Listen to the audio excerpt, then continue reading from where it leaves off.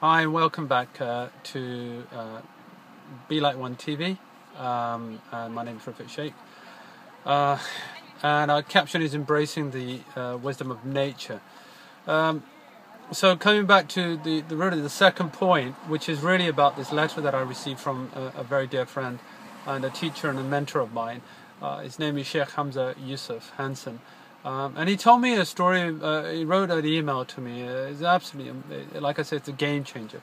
And he mentions about someone, I don't want to mention because I don't know if it's still in public knowledge, so I won't mention, but someone dear to him who had cancer at a fairly advanced age.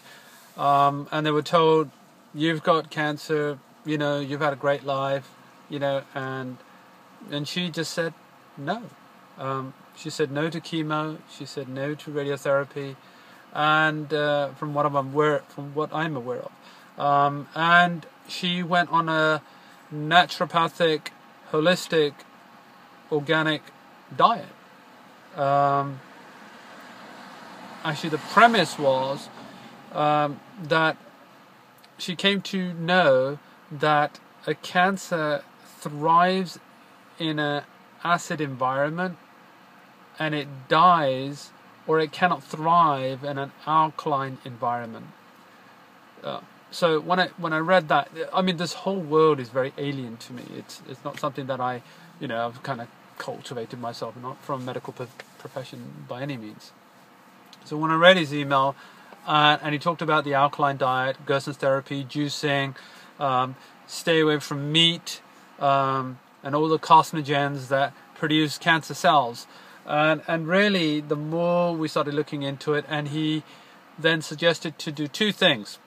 One was to watch a documentary called Forks Over Knives. That's F-O-R as in knife and forks, F-O-R-K, forks, S, over knives as in forks and knives. And the idea, the knives of a surgical knife. And the idea of that video, or the documentary, is actually based about people who have cancer and people who have cardiovascular diseases. And they have cured themselves, not through surgical means, not through great drug or the magic pill that we all seem to be looking for, but through diet, of all things. And we were just... Because I know this man really well, I knew that this had to be something amazingly serious. So the first thing I did, I ordered the DVD, and the other thing is to read a book called The China Study by Dr. Colin T. Campbell. Dr. Colin T. Campbell did a study which is the largest study in the history of mankind, which involved 800,000 people. And the idea was to look at why the Chinese people, it's called a China Study, is why the Chinese people do not have cancer and cardiovascular diseases. And this study was done over the 70s and the 80s, over 20 years, I think even the late 60s, almost a 30 year study. And looking at the American diet, why is it that the Americans have more cardiovascular diseases, diabetes, insulin problems, cancers, and why it's on the increase, and why the Chinese don't have it.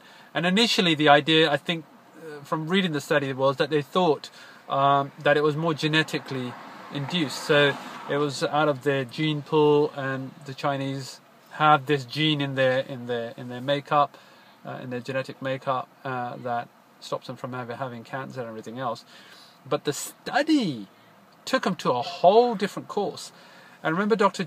Colin T. Campbell was the senior nutritionalist of America, and he would guide the American government and not the pharmaceutical, but the government on what would be the most effective diet for the best thing for the American lifestyle.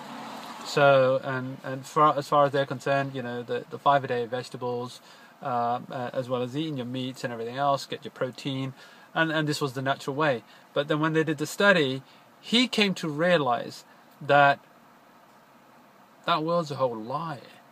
That the reason why the Chinese people don't have cancer and cardiovascular disease had nothing to do with genes, had nothing whatsoever, had no premises to science whatsoever. But it did have everything to do with what they ate and what they eat. So, and which was predominantly a plant-based diet. They didn't drink milk, and they weren't big meat consumers, and no processed meats. And over the study, over 20 years or 25 years or 30 years now, I think the study is still going, they discovered that now that McDonald's and fast food chain and the Western diet has come into the Chinese lifestyle, you're seeing an increase in cardiovascular diseases, cancer, rheumatoid arthritis, and many other cardiovascular diseases, including diabetes and insulin issues, etc. Absolutely mind-blowing. And so the documentary amplifies a lot of that study with Dr. Ecclestein, who was a very senior cardiovascular heart doctor, a heart surgeon actually. And so he did a whole study of his own, which is separate to Dr. Campbell, and that was to start treating his patients who had triple bypasses, who were just going to, that's it, one more heart attack and that's it, it's game over for them. To put them on a plant-based diet. And majority of those people under his study survived. And still, to this day, are living a healthy life. Whereas those who hadn't made that lifestyle choice to a plant-based diet, unfortunately, sadly, are not with us today. What does any of this have to do with us is a plant-based diet. What we came to realize, a plant-based diet, in other words, alkalining your diet, take away the red meat, the white meat, the sugars, the salts, the processed food, take them out. They're like the junk of all the junk, and they will create cancer, they will create cardiovascular diseases, they will create diabetes, they will create traumas in your body that will, not maybe, that will induce and populate and create an environment where all those diseases can manifest, and in many cases that they do. In the UK, the Cancer Research UK did a study 10 years ago, and they said 1 in 12 will have cancer in the UK. They did that study 10 years ago. 10 years on, they did the study again last year. At the beginning of last year, they said 1 in 3 will get cancer. 1 in 3 in 10 years span. They did that again early this year, and it's now coming to 42%. They can't even say 1 in 2 now. So the trend line is going up. It's not coming down, it's going up. And the reason that's going up is because we are not doing anything to change that condition. And a plant-based diet and taking the holistic approach, but the more vegetables, the more organic foods that don't have carcinogens, that don't have pesticides, that you don't eat foods that will fuel cancer cells and the population of cancer cells. If you reduce those or eliminate them, you eliminate or reduce the possibility of you having cancer in the future. And if you have cancer, it will help you deal with that cancer, and hopefully that you can have maybe an extension better than an abrupt condition where things can get really bad very, very quickly. So that when we watched the documentary, we read that, we realized that we're that statistic where we have the processed meat, well, not the processed meat, but we go out, we'll get a kebab, or